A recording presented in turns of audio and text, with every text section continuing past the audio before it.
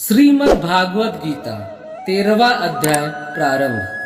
श्री भगवान बोले, हे अर्जुन, यह शरीर क्षेत्र इस नाम से कहा जाता है और इसको जो जानता है उसको क्षेत्रज्ञ इस नाम से उनके तत्व को जानने वाले ज्ञानी जन कहते हैं।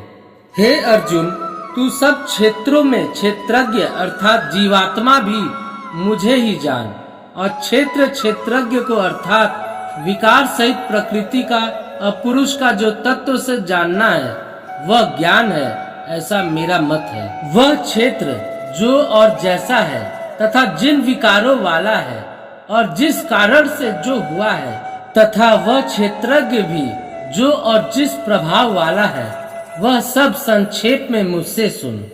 यह क्षेत्र और क्षेत्रज्ञ का तत्व ऋषियों द्वारा बहुत प्रकार से कहा गया है और विविध वेद मंत्रों द्वारा भी विभाग पूर्वक कहा गया है तथा भलीभांति निश्चय किए हुए युक्ति युक्त ब्रह्म सूत्र के पदों द्वारा भी कहा गया है।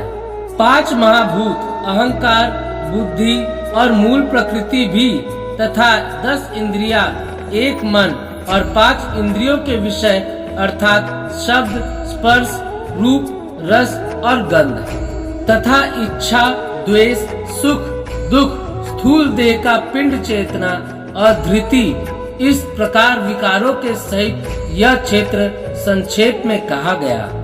श्रेष्ठा के अभिमान का अभाव, दंभाचारण का अभाव, किसी भी प्राणी को किसी प्रकार भी न सताना, क्षमा भाव, मन, वाणी आदि की सरलता, श्रद्धा भक्ति सहित गुरु की सेवा, बाहर भीतर की शुद्धि, अंतःकरण की स्थिरता और मंद इंद्रियों सहित शरीर का निग्रह, इस लोक और परलोक के संपूर्ण भोगों में आसक्ति का अभाव और अहंकार का भी अभाव, जन्म, मृत्यु, जरा और रोग आदि में दुख और दोषों का बार बार विचार करना, पुत्र, स्त्री, घर और धन आदि में आसक्ति का अभाव, ममता का न होना तथा प्रिय और अप्रिय की प्राप्ति में सदा ही चित्त का सम रहना, मुझ परमेश्वर में अनन्य योग के द्वारा अव्यभिचारिणी भक्ति तथा एकांत और शुद्ध देश में रहने का स्वभाव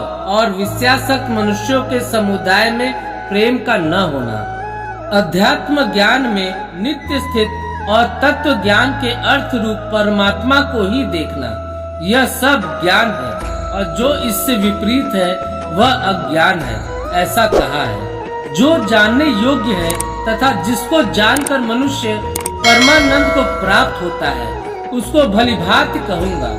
वह अनादि वाला परम ब्रह्म न सत ही कहा जाता है न असत ही। वह सब ओर हाथ पैर वाला, सब ओर नेत्र, सिर और मुख वाला तथा सब ओर कान वाला है, क्योंकि वह संसार में सबको व्याप्त करके स्थित है।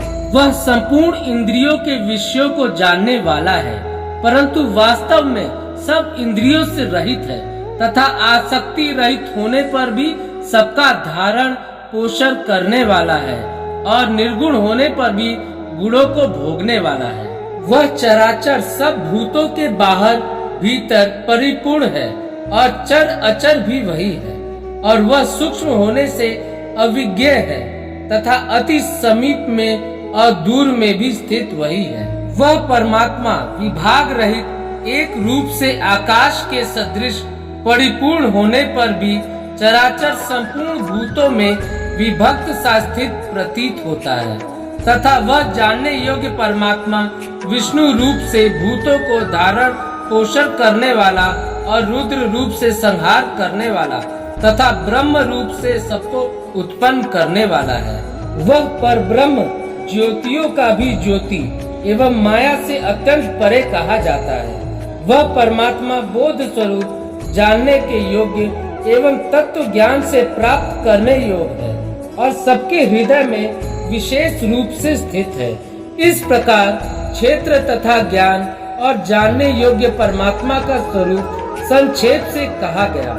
मेरा भक्त उसको तत्व से जानकर मेरे स्वरूप को प्राप्त होता है। प्रकृति और पुरुष इन दोनों को ही तू अनादि जान और राग द्वेषादि विकारों को तथा त्रिगुणात्मक संपूर्ण पदार्थों को भी प्रकृति से ही उत्पन्न जाने। कार्य और करण को उत्पन्न करने में हेतु प्रकृति कही जाती है और जीवात्मा सुख दुखों के भोक्तापन में अर्थात भोगने में हेतु कहा जाता है। प्रकृति में स्थित ही पुरुष प्रकृति से उत्पन्न त्रिगुणात्मक पदार्थों को भोगता है और इन गुणों का संग ही इस जीवात्मा के अच्छी बुरी योनियों में जन्म लेने का कारण है। इस देह में स्थित यह आत्मा वास्तव में परमात्मा ही है।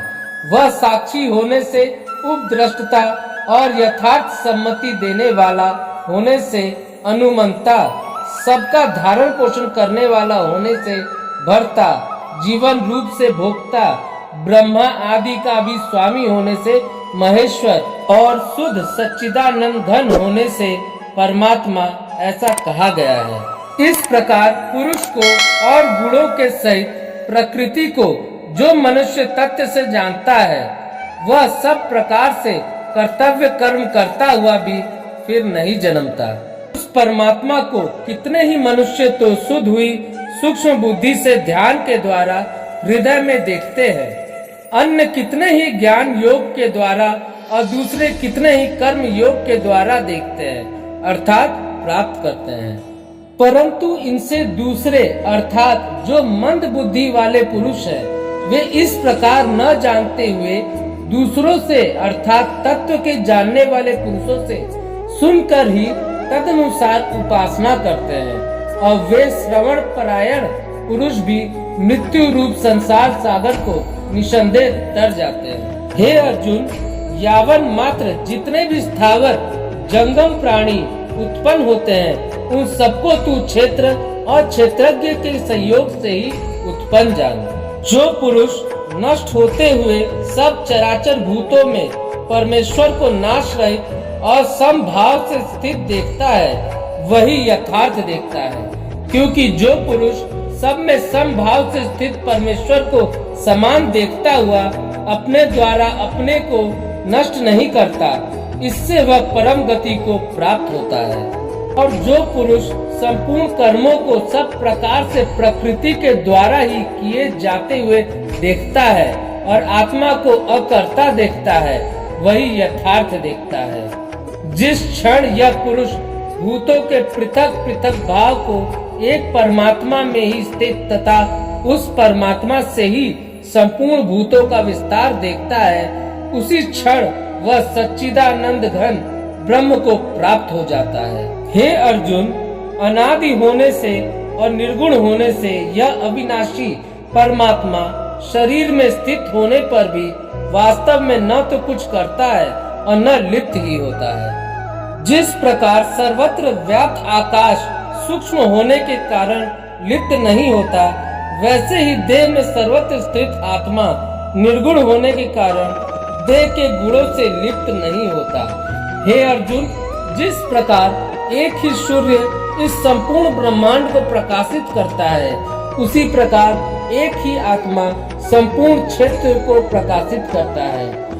इस प्रकार क्षेत्र और क्षेत्रज्ञ के भेद को तथा कार्य सहित प्रकृति से मुक्त होने को जो पुरुष ज्ञान नेत्रों द्वारा तत्वों से जानते हैं, वे महात्मा जन परम ब्रह्म परमात्मा को प्राप्त होते हैं। इस वीडियो को लाइक और शेयर करें। चैनल को सब्सक्राइब करके बेल आइकन जरूर से दबाएं।